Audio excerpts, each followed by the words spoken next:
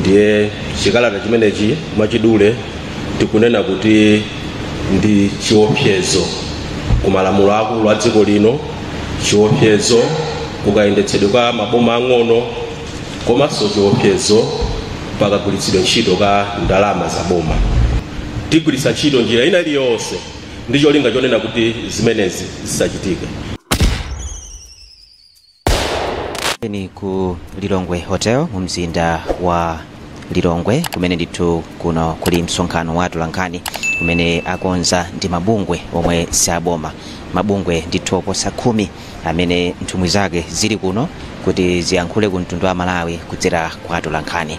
Nkhani yayikulu ndi yokhudzana ndi gawo limene ndithu pali maganizo ofuna kusinthanso malamulo a dziko lino kumene ndithu ndi ku nyumba ya malamulo.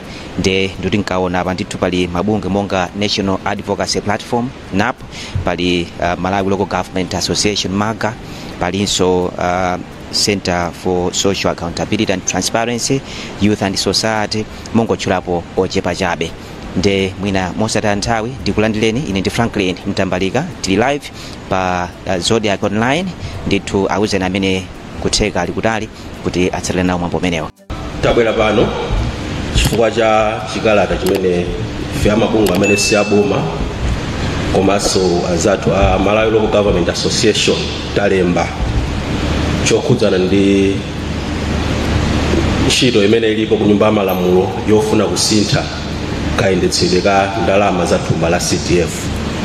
Ndiye chikalata chimenechi mwachidule tikunena kuti ndi chiopsezo ku malamulo akulu a dziko lino, chiopsezo kukayendetsedwe kwa maboma ang'ono, komanso chiopsezo pakagwiritsidwe ntchito ka ndalama za boma.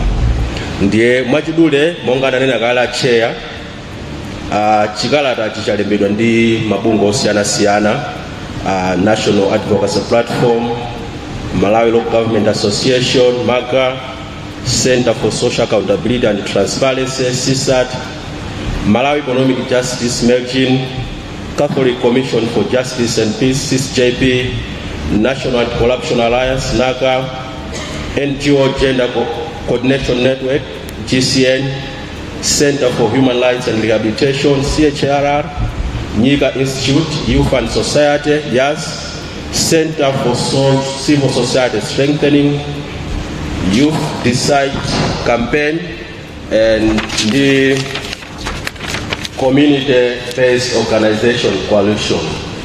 Awa ndi mabungwe amene alemba ndithu chikalata chimenechi kuonetsa kusagwirizana ndi ndondomeko imene ku nyumba ya malamulo aphungu athu afuna kuchita pofuna kusintha ndondomeko ndithu zoyendetsera ndalama zimenezi kudzera m'malamulo. Ndiye tungofuna tinene kunena kuti ife ngati mabungwe amene tili pano sitikugwirizana nazo, tikukana kusintha kotereko kwa malamulo akulu a dziko lino. Nkuona kwathu tikuona kunena kuti iyi ndi njira imodzi yongofuna kusemphana ndi zimene bwalo lalikulu linanena pa nkhani ya ndalama za thumba la CDF. Linanena mofeka bwino kunena kuti si ntchito ya phungu kumapanga zitukuko, kusankha zitukuko, kapenanso mwina kuyendetsa kumene ndalama za thumba limeneli. Ndiye tikuona kunena kuti umene kuchitika ku nyumba ya malamulo cholinga chake ndithu ndi chongofuna kutsutsana ndi chigamulo chimene bwalo lalikulu linapereka. Ndiye tabwerapo ndi nkhani zingapo. Nkhani yoyamba tikuona kunena kuti zimene zikuchitikazi ndi kuphwanya ndithu chigamulo chimene koti linapereka kudzera mu Constitutional Case number 3 ya 2023. Tonse tikudziwa kunena kuti koti linafotokoza mofeka bwino kunena kuti ntchito ya aphungu a nyumba ya malamulo sikusankha, kuyendetsa, kapena mwina kugwira ndalama za thumba la CDF.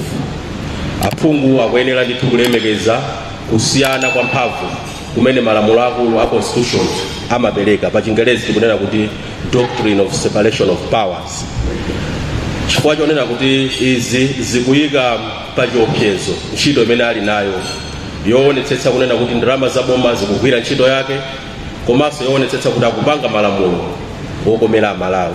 ndiye kuti somwina iwo wakhalenso patsogolo kumayendetsa ndalama zimenezi tikuona ngati zimenezo mwina zipereka pa Chingerezi timati conflict of interest.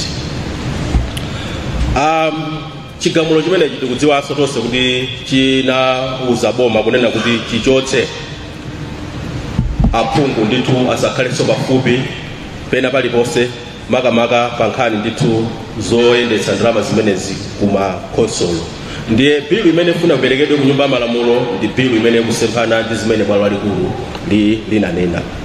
Komanso tikuona kuti zimene zikuchitikazi ananena pazanga kuti it's a blatant attack on the separation of powers and local government. Uku ndi kusalemekeza kusiyana kwa mphamvu pakati pa nthambi za boma zosiyanasiyana.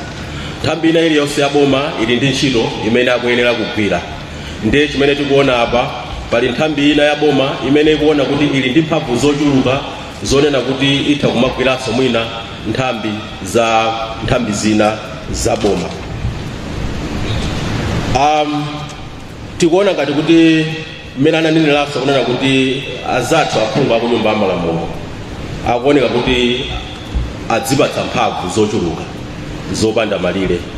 Mwina kuona kwathu akuoneka ngatinso kuti palibe amene angafunse mafunso atha kusintha malamulo amene akufunira ndi cholinga chonena kuti ayike malamulo amene akukomera iwo osati malamulo amene akukomera Amalawi. Anafotokozaponso kunena kuti zimene zikuchitikazi ndi constitutionalizing corruption, patronage and misuse of public resources. Kutenga ziphuphu kukhala ngati malamulo. Komanso mwina kulimbikitsa ubwezi wa anthu andale pa ndalama zimene zilipo. Komanso kugwiritsa ntchito molakwika mphamvu zawo zimene zikusemphana kwambiri ndi malamulo akulu a dziko lino.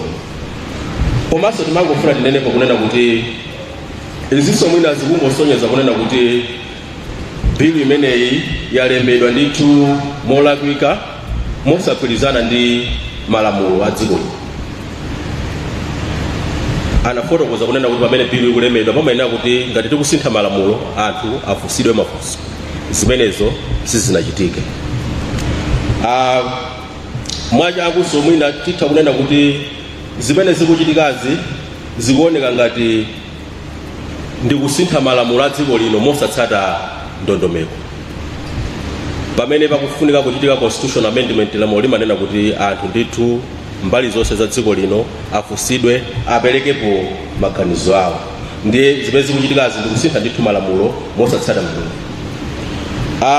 Komanso mwina tikuona kuti imeneyi ndi ndondomeko ya ndale yoopsa kwambiri yomwe ikubisala ngati kumafuna kusintha zinthu mokomera Amalawi.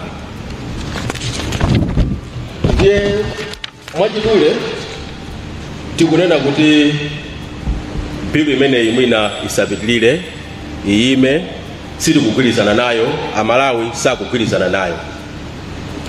Komanso tikuwapempha kunena kuti nthambi zonse zokhudzidwa ku parliament komanso kuboma alemekeze chigamulo chachikulu chimene bwalo lalikulu mdziko muno linapereka lokhudza ndithu kayendetsedwe ka ndalama za thumba limeneli komanso mwina udindo umene aphungu ali nawo.